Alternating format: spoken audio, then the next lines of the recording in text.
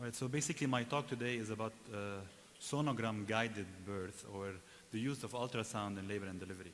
First, I would like to disclose no financial relationship with any commercial interest. The objectives of my talk today are first to describe the uses of ultrasound in labor and delivery. And this is a new field that's been growing in the last 10 years. Review some of the evidence-based practices that we have today and discuss the feasibility of such a practice. I'm sure all of you know what obstetrics, or where it comes from. It comes from the Latin word obstar, which is basically to stand by. And I think nowadays we don't stand by anymore. We are active. We do manage patients actively. Most of the pregnancies, thankfully, are uneventful.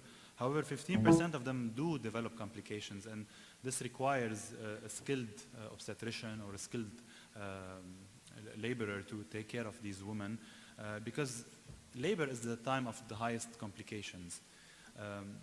Sonography, as we've been talking, and like Dr. Haddad was talking previously, this is a tool that's really has been traditionally known or used by specialists. People are doing extra training in ultrasound, taking courses, doing fellowships, and it has only been used by these people. Today, ultrasound is found in many labor and delivery floors. Many general obstetricians are using it, and it's becoming a tool to assist us in many deliveries. And however, it does need some level of training. A lot of our residents, during their training, they get exposed to ultrasound mainly in labor and delivery, and this is where they get most of their training. So ultrasound, as you all know, got into clinical practice back in 1958 with Ian Donald, and then in obstetrics in 1962. And then eventually, people started developing this modality. We were able to demonstrate fetal heart activity in 1967, and then, measuring the biparietal diameter, locating the placenta in the late 60s, and then eventually anencephaly, which was the first anomaly, was detected by ultrasound. Professor Yves Ville, in his editorial in 2006, mentioned this famous sentence, obstetric ultrasound to now ultrasonographic obstetrics. So we're moving from just doing an obstetrical ultrasound to really using the ultrasound in obstetrics. So how many of you really have an ultrasound in their delivery suite and actually do use it in labor and delivery? Just you can raise hands. So quite a few people, but I will show you now there are some uses that really we don't have data about. We still, are not comfortable using them, but they might be of use in some deliveries. So what are the basic use of ultrasound? As you know, we can identify fetal heart. If we can't, find it on Dopplers, we can get an ultrasound machine. Determining the fetal presentation, estimating the weight, placental location, determining, the amount of cephalic flexion. It can assist us, especially in twin deliveries, to look at the second twin. In postpartum hemorrhage, we can make sure there's no retained placentas. And then we have some more advanced uses, such as, and I will show you later how to look at the head position, at the head flexion, and all of that. And also a big field now is the diagnosis of stalled labor. When patients are not progressing, how the ultrasound can help us in taking decisions. So quickly, I'm going to go over some of the indications that are probably obvious to most of you, mainly estimating the fetal weight, especially at the borderline of viability. We do always have problems with 23 weeks and 5 days, 24 weeks and 1 day. So doing a quick ultrasound in labor and delivery by using the BPD, the femur length, abdominal circumference, head circumference, even the transcerebellar diameter is a very accurate parameter, even the third trimester, and give us a good, accurate measurement of the gestational age. It will help us in counseling the patient. It helps our pediatricians also to counsel the patients and maybe take a decision about proceeding with the management. Doing a biophysical profile, also assessing the amniotic fluid is also another tool that we use. Of course, when you have an abnormal biophysical profile, it might mean this is an impending or an active labor, maybe an intraamniotic infection. Fetal acidemia is also another indication when the biophysical profile is poor. Also, when there's oligohydramnios on your biophysical profile, you might expect non-reassuring fetal heart tone. You might want to do an amnio infusion during labor. There might be, high chance of meconium or thick meconium. higher chance of ending up needing an operative delivery, and possibly an intraamniotic infection. Vaginal bleeding, this is also a big thing. As soon as the patient walks in with vaginal bleeding, we teach the residents to do an ultrasound to make sure this is not a low-lying placenta, not a placenta accreta, percreta. Maybe the patient is abrupting, although most of the abruptions are, the diagnosis is made clinically, but the ultrasound can help us in certain situations. Maybe it's a vasa previa, if not previously diagnosed. In the postpartum period, when they come in bleeding, maybe there's a retained products that are still inside. And then, of course, depending on where the placenta is, the patient can be counseled about the mode of delivery. Fortunately, nowadays, most of these placentas are diagnosed early on, and we do have a plan in mind. But occasionally, we have patients with no prenatal care that walk in, and we need to do an ultrasound quickly. Abruption, of course, it's difficult to see the abruption most of the time because the clot might have passed, but occasionally you might see a retroplacental hematoma. It might be hyperechoic, isoechoic, or even hypoechoic. You could see sometimes a pre-placental hematoma. Sometimes the placenta is thickened and more echogenic, and this might make you suspicious of a placenta abruptio.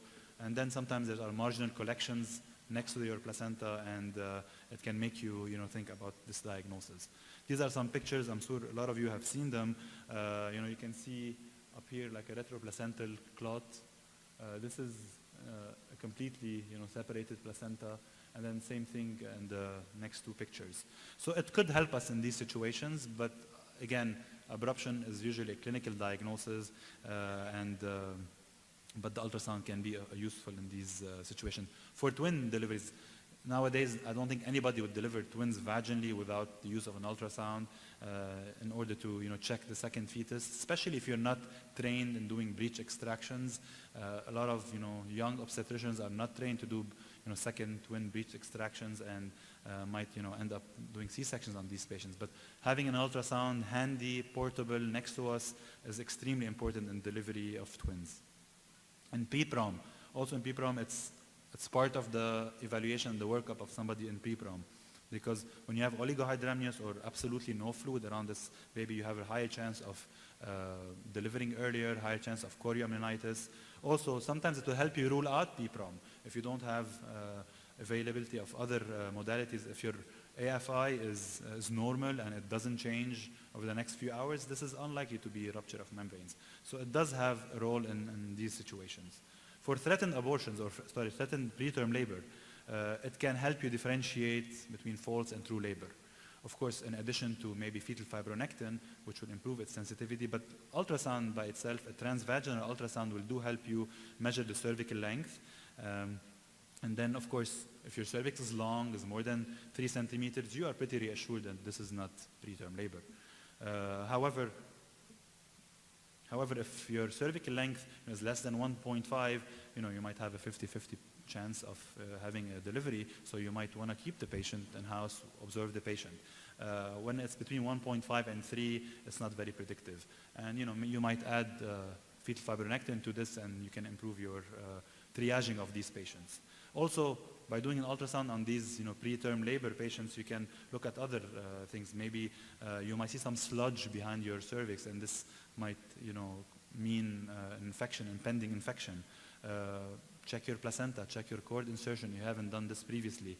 Rule out IUGR. Rule out any other anatomical problems in the uterus, maybe fibroids that are causing this preterm labor. Or maybe her pain is not of GY or of OB nature. Maybe she has appendicitis or some other problems. Uterine rupture. We're doing less and less VBACs nowadays, but sometimes an ultrasound can help you see uterine rupture.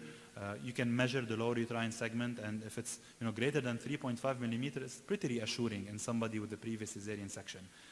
When this starts going down, when your thickness is less than 3, then you have to be careful. There might be a high chance of rupture. These are pictures, exaggerated pictures of uterine defects where you see the whole sac is out into the abdominal cavity. Same thing here, even a femur of a fetus is outside. So yes, it does help us in these situations, but I know nowadays very few people are doing VBACs, but it's still a good tool. What about for induction of labor? This is where most of the Studies have been done nowadays on induction of labor and the use of ultrasound in these patients, and also using instrumental deliveries or forceps and vacuum and the use of ultrasound. So induction is really a very common obstetrical procedure nowadays. Around 15 to 20% of patients are being induced, if not more, in certain places. And of course, when you induce patient, as you all know, you increase the risk of cesarean section. Where does ultrasound help in this situation? It can predict if your outcome is successful. Of course, the Bishop score is helpful. It's a sometimes subjective measure, but your ultrasound can also be helpful in predicting. Your cervical length can help. Sometimes the fetal head position can help. Some people have even looked at the cervical angle and even at cervical wedging. So there are many predictors of induction of labor. Most commonly is the cervical length and the fetal head. So there is an association between the induction to delivery interval and the risk of cesarean section and the cervical length. So a pre-induction cervical length and the position of the occiput, as well as the maternal characteristics such as the BMI, the parity, the gestational age, and the maternal age do play a role. And then, for every millimeter of cervical length, more than 20 millimeters, you increase your chance of cesarean section. So measuring the cervix pre-induction can be helpful. Of course, for a multiparous patient, this is much less. So if a cervical length is 20 millimeters or less, then in a nullly gravid patient, you probably have an 80% chance of delivering vaginally. When it's greater than 30, then your risk can go down to 10% delivering normally. Of course, the position of the head, if it's occiput anterior or occiput posterior, plays a role in these situations. So it might be a tool to use in inductions. What about dystocia, or when we have a stalled labor? Determining the fetal head position and the amount of progression also help, and this is where most of the studies are being done today. We can actually verify the position of the occiput, especially if we're trying to put forceps or vacuum. And of course, if you are not very accurate with determining the position, you might injure the fetus, you might injure the mom. So of course, digital exam is helpful, but as I will show you now, several studies have shown that our digital exam might not be as good as we think. Of course, experience plays a role. As you get more experience, you will be better at doing this, but it is still not a great art. So should we, keep it and just use our digits or use an ultrasound? Of course, some of the labors are, straightforward. You don't have to use an ultrasound, but in certain situations, it might be helpful. It might be a tool that will help us. So learning how to do digital exams is also, you need training and you need years of experience to learn it. It's influenced by how much the patient is dilated, if there's any caput, if there's any asynclitism, all this plays a role. And then a lot of times it's not really an exact science. So in these situations, ultrasound can be helpful. Like I said, most of these women that go into labor and progress, we do not need to use ultrasound. Our digital exam could be enough, but in certain situations, when the labor is not progressing well, when we're not sure about the fetal head, or when we want to put a forceps or a vacuum, it might be a helpful tool. So Margaret Chu from Stanford looked at this and basically found that when determining the OP position with the transabdominal ultrasound, it was much better than a vaginal exam. Again, Zahalka from our neighboring country also looked at the same thing and showed that a transvaginal ultrasound is probably the best way to diagnose the head position. Again, more studies showing that ultrasound is probably better than a digital exam in determining the head position. Again, these are several studies that prove the same thing. So it is pretty easy really to determine the position of the head just by doing a transverse cut, a suprapubic transverse cut with your abdominal ultrasound. You can see the orbits, and this is straightforward. This is an OP position. And it can really help you determine how to manage this patient further. So it doesn't take much. You all have a portable ultrasound that can be pushed and placed next to the patient. Dupuy, back in 2005, looked at really the digital examination, and actually they looked at 32 residents and 25 attending physicians, and using a simulator, they wanted to see how accurate their digital exams are. And actually, around 50 to 80% of attending physicians were incorrect when they were looking at position. And the same thing, for residents. Actually, residents 50 to 80%, and then almost 80% of the attendings were sometimes wrong with their diagnosis. So, having a misdiagnosis, this will lead to complications into labor. So ultrasound is a good measure for head progression, and the way to do it, you put your patient in a semi-curved position with flexed legs. Amniotomy is always preferred, and maybe a translabial or a transvaginal ultrasound will help you know these measures. So what has been done in the literature, they've looked at three measurements. The first one is the angle of progression, and it's probably one of the most predictive ones. And it's basically an angle that's between the symphysis pubis. There's a line in the midline on the symphysis pubis, and a line going through the leading part of the head. So if this angle is above 120, then you have a good success rate. Kalash et al. Also actually looked at this measurement prospectively and showed that it really, there's a good relationship between this angle and the need of cesarean section.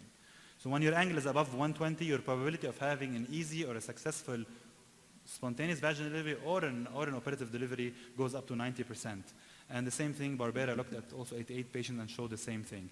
So this could be used. It's a quick angle that can be done, but of course it needs training. You need to do it on several patients before using this. Also another measurement is the head direction. It also was described by Hernich, and this is an angle between the infrapubic line. This is the yellow line that you see from the symphysis all the way down, and another line that's perpendicular to the largest diameter of the head, which is the red line. And depending on the direction of this angle, if the direction is head up, then this is a good prognosis. If the head is down, this is not a very good prognosis.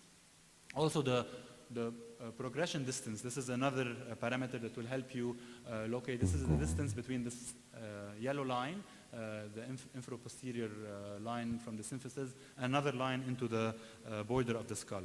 Also will help you in these diagnoses. Actually, there is a software where you can put all these measurements in a software and can give you a prognosis about your delivery. However, there are no prospective trials using this VCAD software.